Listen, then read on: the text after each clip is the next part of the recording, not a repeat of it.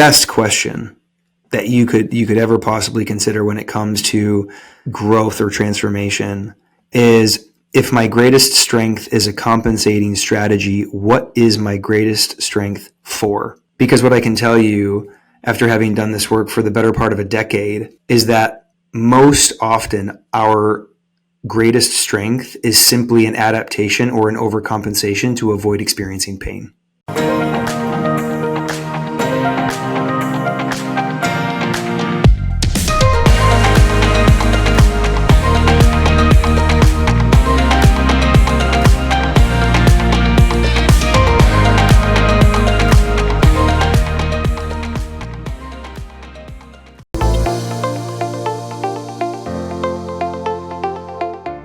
Well, welcome to the show, Jake Kauffman. I want to make sure I say that correctly. Sorry.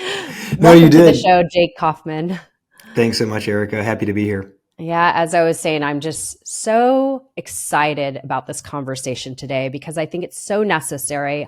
I love bringing on men to talk about the hard stuff because I don't think many men want to talk about it or avoid talking about it. And so I know you have been vulnerable in sharing your story and your heart. And the reason being is to help other men heal and transform. And this is the work you do. So I just want to thank you for holding the space for men to become their best self and to live at their highest potential. And I think that's really what it's about, is the more we share our story, the more we empower and invite others to step into the space as well so that they could be their best self. And that's what this podcast is all about. So I just want to honor you and thank you for holding this space for men, most importantly. Yeah, absolutely. I appreciate that acknowledgement. Yeah. Well, I know often, especially as coaches, we often teach things we've had to learn ourselves very often through pain in our own awakening. So can you share what led you into becoming a coach for men and how you help them today? Yeah, absolutely. And, before I do that, just speaking into or piggybacking off of what you just mentioned, most men think that they are in pursuit of something, whether that be success or the next level, right? They're highly ambitious, they're successful, they're driven by accomplishment and achievement. But in reality, they're unconsciously running away from something. The ego is just hiding the truth from them. And this is what has so many men rich in money, but poor in happiness and fulfillment. And that's where I found myself in my late 20s, highly successful, corporate professional, rapidly climbing the ladder, if you will. But I started to notice that I was repeating these various patterns in my life, most notably in romantic relationship, where I continue to repeat the same thing across relationships, right? Same thing professionally. I repeated patterns across various jobs. And it all came down to connection because, and this is where, my book kind of picks up off, is when I was 12 or 13 years old, I was sexually abused. And after the fact, love, intimacy, vulnerability, but most specifically connection, fundamentally felt unsafe because that's what trauma does. And so later on in life, 15 years later, here I am, this highly ambitious, driven, corporate professional who is rapidly climbing the ladder and becoming, more and more successful. Here I am thinking I'm running towards something when in reality, all of that was just an unconscious attempt to claim victory over the pain stemming from my abuse. Right? And so, because of course, in romantic relationship, in professional relationships, all of that requires what? To be successful, it requires connection, most specifically, depth of connection. The deeper I go in connection with my partner, the more the relationship thrives. The deeper the trust, the greater the intimacy. And the same can be said for work, just in a platonic fashion. The deeper I can go into connection with my coworkers, the more psychological safety is created, the more trust, the more collaboration happens as a direct byproduct. But I was operating in resistance to that because connection felt so unsafe to me.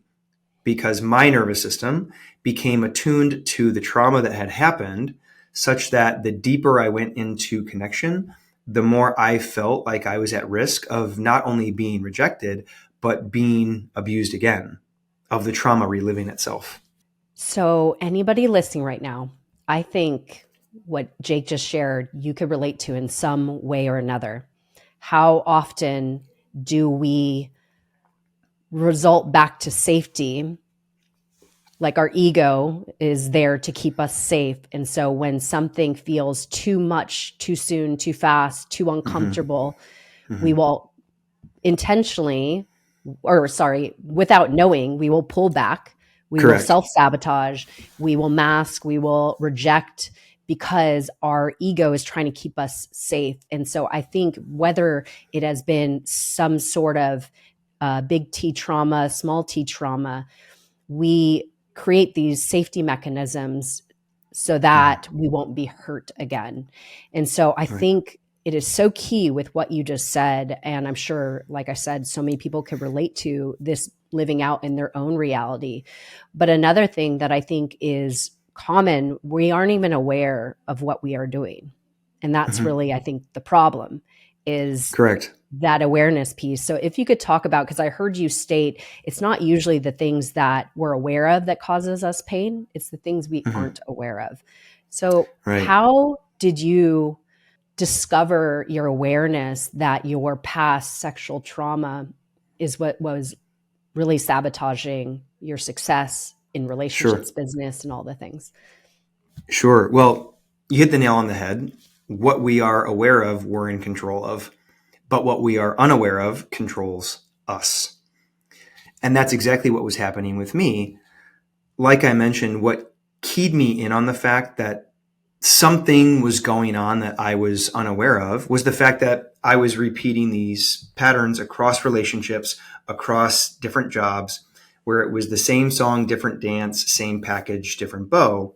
And as a result of that, that internal resistance was very much preventing me from being as successful as I knew that I was capable of being. And because I was highly ambitious, but on some deeply inherent level, I knew that I was only scratching the surface of my potential. And so I needed to figure out what was going on beneath the surface. What was the underlying unconscious beliefs that were driving my conscious external behaviors? Because every behavior is driven by a belief that we have about ourselves, about other people, and about the world. So that's actually what drove me to therapy. And so it was in therapy that very early on, we determined that I really struggled with intimacy, right? With connection. And so, of course, then we started to unpack, okay, well, where did that come from? What created or caused that fear? What experiences is that attached to? And it was then that I just basically started listing off all of the more painful, traumatic experiences as far back as I could remember. And, eventually I got to, the experience of sexual abuse, which I had never actually identified as abuse, because as a 12 or 13-year-old, I didn't have the mental resources to know what to do with that amount of pain. And so I did the best thing that I thought I could do, which was to run from it, right? And repress it, pretend like it didn't happen.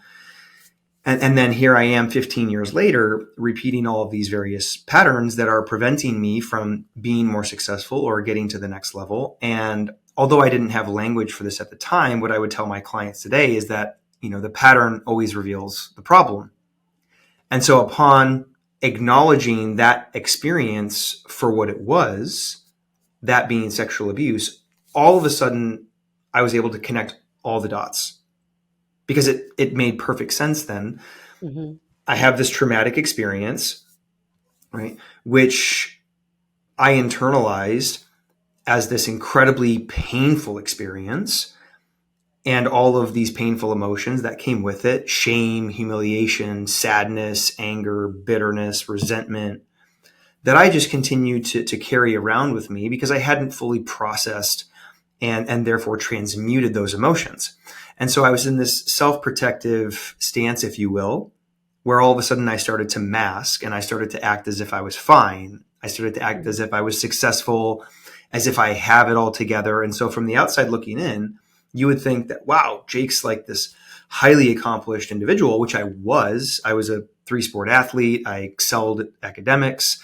I've always been successful in business, but internally, inside, I felt like I was empty and wanting and very unfulfilled.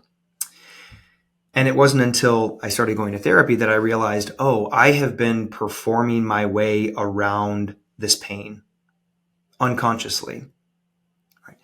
Which is why no amount of success was ever enough for me. I was constantly moving the goalposts on my joy and happiness, right? Because when you have unreconciled pain that you're not addressing, you need to continue to find ways. You need to create adaptations or compensating strategies to avoid that pain. Now, all of this is happening internally and unconsciously, but it became very clear very quickly that I was unconsciously driven to the degree that I struggled to be present, because presence requires connection. Presence requires that we're forced to be in relationship with how we actually feel and the emotions that we have historically been repressing or avoiding. Goodness. I think honestly, anybody listening to this right now could relate to you. Man, woman, I think all of us have been a performing self or worn masks to protect ourselves, whether it be later in our life or when we were children or whatever it may be. And I think you sharing your story, your testimony, and your healing process, and that you were able to be radically honest with yourself, to see the patterns, to help. You had somebody help you facilitate the ability to do that through therapy, which I commend you for that, because some men, not to call you guys out, but some men feel uncomfortable, again, tapping into those emotions, that pain that they've suppressed. And I've heard several men's stories in the regards to sexual trauma. And I'm sure people have heard the statistics. 1 in 4 men have been sexually abused. And that's for the people that have spoken up about it. We don't know if that number could be different. And so I imagine somebody listening right now could be one of those 4. Yeah. So I just want, whoever's listening to this to, if you need to take a deep breath, this might be revealing things that you have not really looked at. And I just want to welcome you into this space, because I know what Jake's going to share in this whole episode could serve you today. So I just want to say that first and foremost. Yeah. But also, I've heard this from Gabor Mate, which he talks a lot about trauma. And I thought this was really profound. He shares, so it's not necessarily sometimes the act of the trauma that was done to you, that, and you probably heard this, that caused the pain. It's the people around you that didn't protect you from enduring that pain. Do you relate to that message? And if so, can you speak to this? What was the most significant part of your trauma? Well, to answer your question, yes, I can highly relate to it. Gabor actually goes on to explain further that trauma is not primarily about what happened to us. It's primarily about what happened inside of us as a result of what happened to us. How did we internalize that experience? How did we interpret it? What did we make it mean?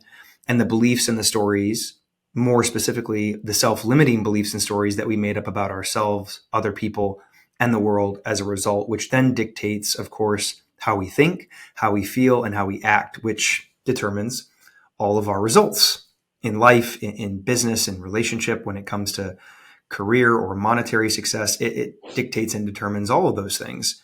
And so until we reconcile the pain from the past, we will continue to recycle it in the present moment. Now, here's the tricky part, because the ego prefers almost anything to change. Acknowledging our pain forces change upon us. True. Because pain demands that we pay attention. And when we start to feel the uncomfortable emotions attached to our pain, it very much feels like we are out of control, because we don't know how long that grieving process is going to last for. It takes as long as it takes. We don't do grief. Grief does us. And Mm-hmm. that's what most people are scared of. It's not acknowledging their pain. It's not sitting or being with what happened. It's feeling the uncomfortable emotions attached to the painful or traumatic experience. And that's what most people are running from. And that's why most people ultimately run into resistance or experience resistance as it relates to creating the life that they say they really want. They find themselves in a similar position to me where they've experienced a certain level of success, and that's different for a lot of people because everyone's definition of success is different and varies. But on some deep internal level, they know that they're capable of so much more. They just don't know how to access or tap into that potential, which is why all growth at the end of the day must start with the question, what have you been doing with your pain? Mm-hmm. And this is why Wow. most coaching is incomplete and insufficient, period. Most of the men's coaching that is available to men today is simply creating a more socially approved version of the false self, the part of us that seeks to self protect. Let me explain what I mean by that. And you've probably seen this in a lot of men's coaching online because it's mostly predicated on this notion around getting your shit together, manning up, right? Getting in shape, taking control of your life, et cetera, et cetera. But the prevailing approach to doing so is all externally based.